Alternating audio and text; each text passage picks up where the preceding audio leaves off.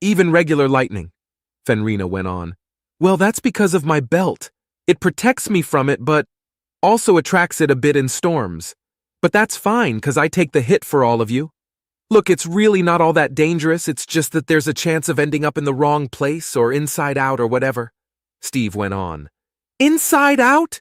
Fenrina gasped. It won't happen! Sheesh! The worst thing that ever happens is being ported to the wrong plane of existence on accident. But look how well that's worked out for me. I met Sherry, didn't I? Steve was reaching up to start working on the next set of stones now while they spoke. But then, is it also possible to end up in that thread of the tapestry where those super creepy bayou monsters are from? Fenrina asked, which made Steve pause. Yeah, I guess so. He shrugged. Steve, you're freaking her out even though you're trying to make her feel better? Sherry mentioned. I'm saying it's very rare, and I'm great at it, so it's not going to happen. I'm the world's best teleporter. Well, second best. But the Archon doesn't really count, he insisted.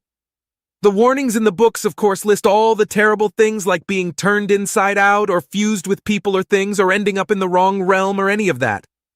But it's seriously unlikely. I'm still sort of worried, Fenrina mentioned. To be honest, Larry Love might be a little freaked out now too. The dwarf muttered as he had to get picked up by Fenrina and held before the next stone so he could defuse it. Oh, quit your bitchin'. I take precautions. At the very least, it'll never happen when I port us to Arbitus because of the spells and wards there, Steve said as he got back to work and pulled out the last stone. There, it's all set. But if you didn't like what I told you before, you're really not going to like what I'm going to tell you now. Steve mentioned, suddenly looking serious as he grouped up with the others before the door into the chapel. What? Fenrina asked, looking nervous. Well, you see, they've got the stick. He clapped his hands and the stick appeared within them before he appeared to throw it right through the door of the church. Stick! Fenrina cried out and kicked the door in before rushing inside. Steve held up a hand then to hold the others back as they heard barking and screaming coming from inside. Steve, there might be innocent priests in there and not just the knights. Sherry admonished him, but he just shrugged. I am willing to take that risk. He set his hands on his hips and waited for most of the screaming to stop.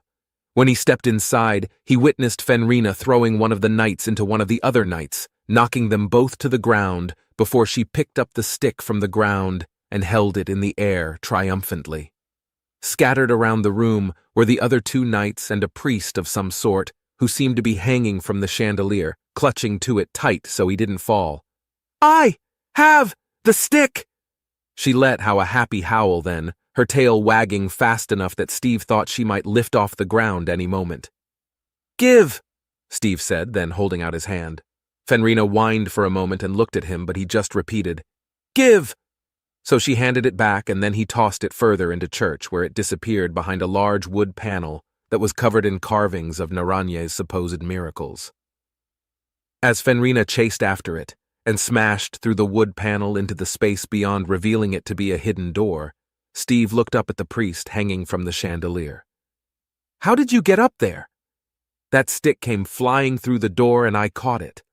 Then that monster bursts through and screams for the stick, so I tossed it to a knight in surprise and she tossed me up here. The man gripped the chandelier tighter as he began to slip a bit. Well, come down here, we need to talk, Steve said.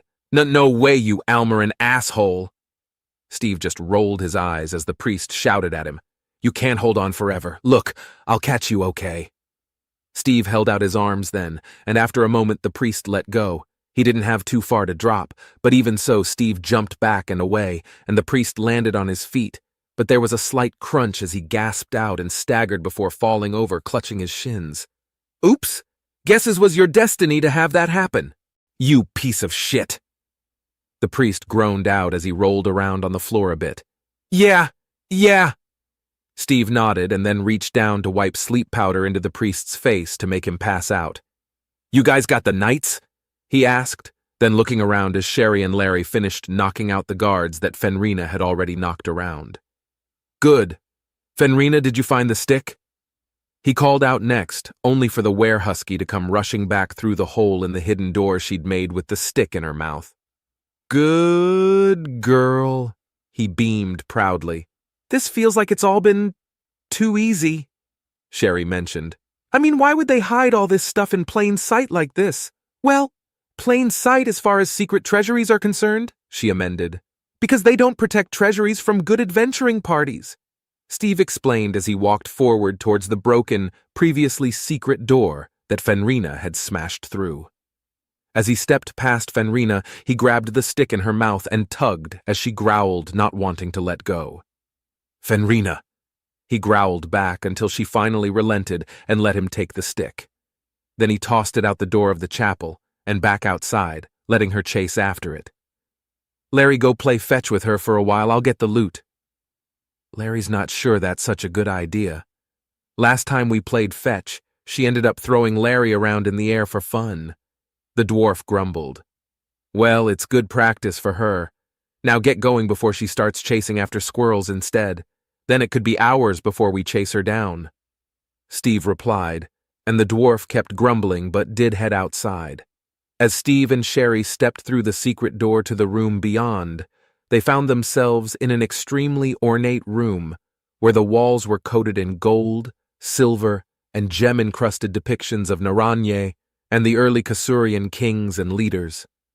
The sun was pouring in through a skylight that illuminated everything in the splendor, but Steve wasn't here to admire Kasurian craftsmanship. Purity, he said, and then touched the third silver charm on the wall below the large depiction of Naranye and the second golden circle. As the wall before them began to sink into the wall and then down into the floor, he looked over at Sherry. Was that all? The key. She nodded up to a pillar beside her, and he rolled his eyes as he saw the rock up on top. That doesn't even look remotely like it belongs. He scoffed and reached up to remove the rock on top and grab the key beneath it. So, what were you saying about them not expecting to protect this place from good adventuring parties? She asked next, as he began to read his spellbook, looking for something. Well, it's simple. This place is designed to be out of sight and out of mind. It's small enough that no rogue or thief would try and target it, even if they knew about it. And since evil heroes, champions usually have really big armies of super obvious guys in black armor, they could just move it all before they showed up. Plus, evil guys and even most thieves wouldn't be interested in what they have here. It's a depository for mostly good artifacts and items which evil people couldn't use. And most of the time, good artifacts don't sell for much since good people don't buy stolen artifacts. Mostly. So they store all the evil stuff and treasure in obvious places like the Tower of Dongalong. The Tower of what? Sherry interrupted. The Tower of Dunalunium, Steve replied. Once you see it, you'll see why some people call it that. It's a giant display of overcompensation, if you ask me. Anyway, so yeah, evil stuff in place that's hard for armies to lay siege. Good stuff in a small place where no one would look. Pretty standard for this sort of stuff. He shrugged and then closed his spellbook, letting it dangle from the chain on his belt as he pulled some ingredients from his pouches to start working them together. So, if they just figure that good adventurers wouldn't steal good artifacts, does that make us not good? We never did really decide on the nature of doom, did we? Sherry asked as she crossed her arms. Not this again, Steve muttered. We do good-ish, mostly. It's about the intent, he insisted. We've burned down an ancient library, she started. That was Fenrina, Steve cut in. We wiped out an ancient race of peaceful sentient ants, she counted off next. Okay, first off, that was totally an accident. We didn't even know they existed until after the giant fell and crushed their colony. I mean, really, we were just protecting a village from an evil giant. And second of all, I still think that was some sort of prank we'll never totally understand. And third, they would have been sapient if they were even real. Lots of things are sentient, it's not impressive. Steve countered next. Then we helped drive out good fairies from their ancestral homes, Sherry mentioned. Good fairies, my hairy ass. They're demented, twisted fuckers is what they are. Fuck them, Steve said firmly before he finished working the spell ingredients together. Then he chanted out the spell and reached forward as a cloud of white smoke crackling with electricity rushed forward and down the hall with the vaults. There was a series of snapping and popping sounds as he focused on Sherry, letting the magic do its work. Listen, we're good. Ish. The intent is there, and that counts. I mean, we do good things, but I'm at least partly evil. Look at where I work when I'm not up here with you, Sherry mentioned. Hey, don't talk like that. Steve stepped forward to pull his half-demon girlfriend in close, one hand stroking her chin. It's just a job, one you were born into. That doesn't mean you have to be evil. Work is work. No, I mean literally look at where I work, Sherry replied as she looked up at him. I walk under the arch of Archie all the time. It detects good beings and I never set it off. Oh, that? I sabotaged that when we first started dating. How do you think I kept getting in and out? Steve asked, looking a little surprised she didn't know that. What? Is that why we keep having would-be heroes and celestials pestering us? Damn it, Steve, she huffed and pulled back, punching his shoulder. Ooh. Steve rubbed the spot she'd hit and then shrugged. I thought I told you. I forgot. It's been years, so really it doesn't mean anything. But if I were you, I wouldn't fix it, because then you might actually be in trouble.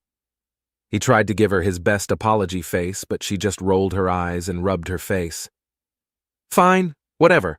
Better not to know, I guess. Is your spell done? She asked then. Should be. Let me go first. He stretched for a moment and then stuck his arm out first and waved it down the hall. Nothing happened, so he took a slow step forward. Still, nothing happened. Yeah, we're good.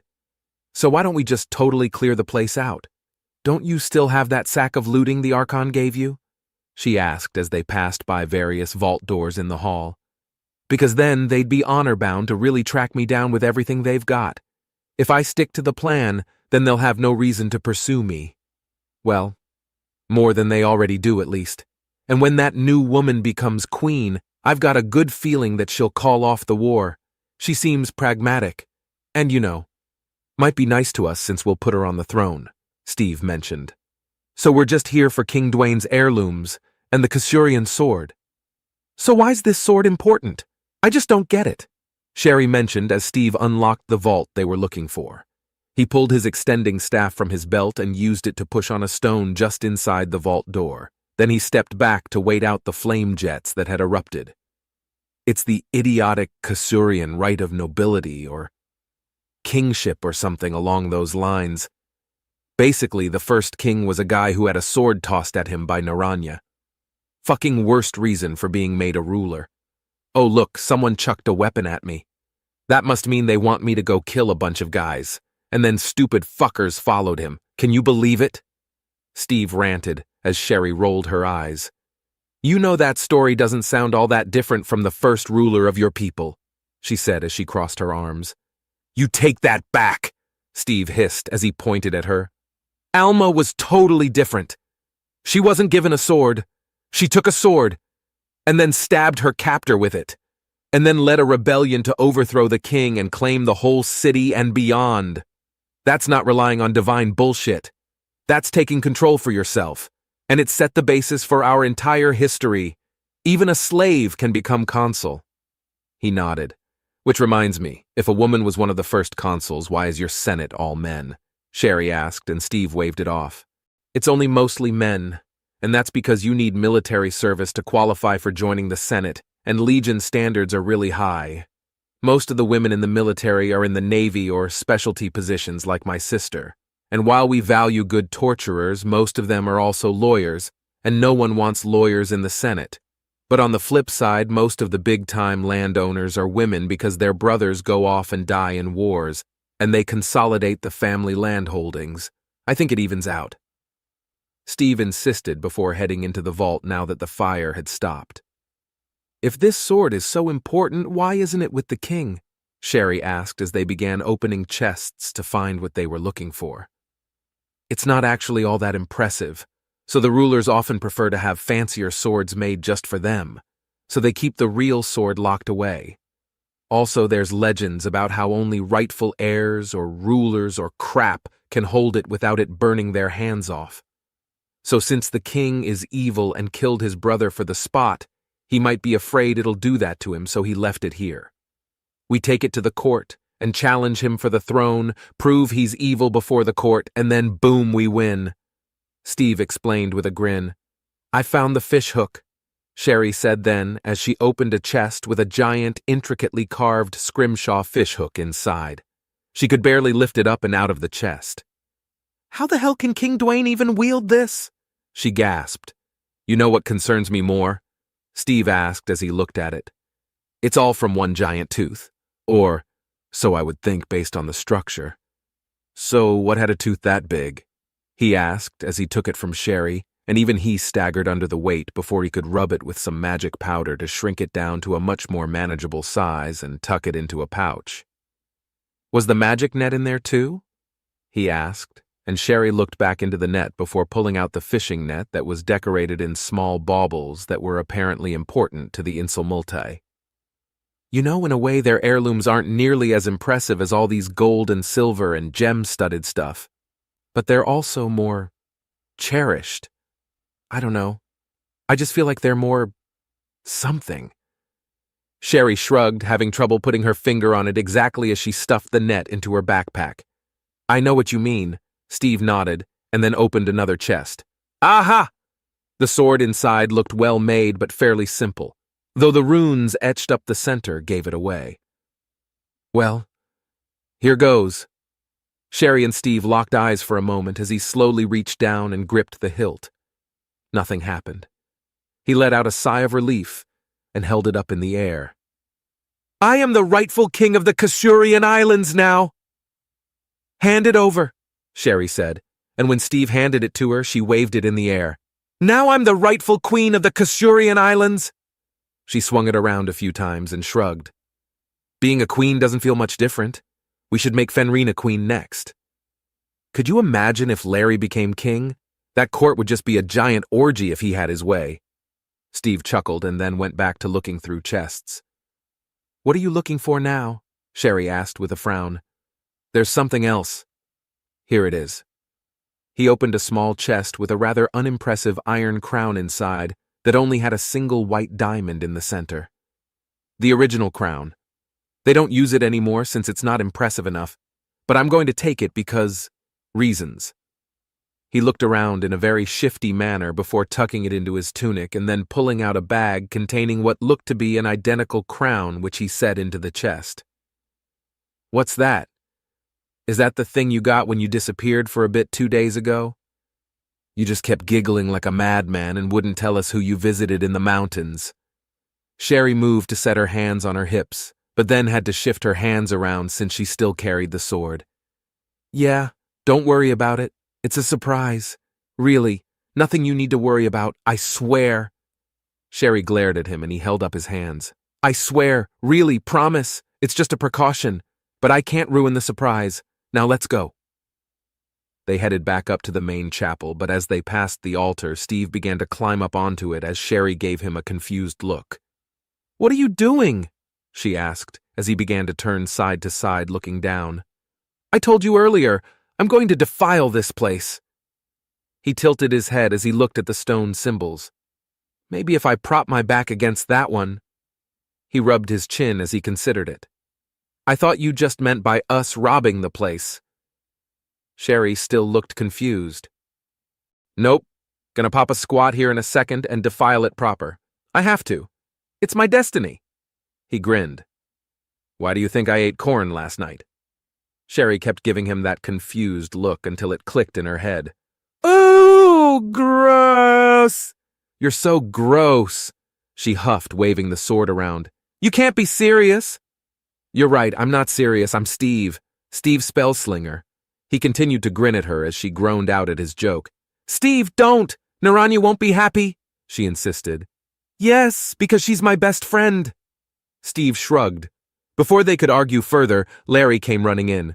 I threw the stick too close to the trees. She's chasing after all the squirrels. Help me get her.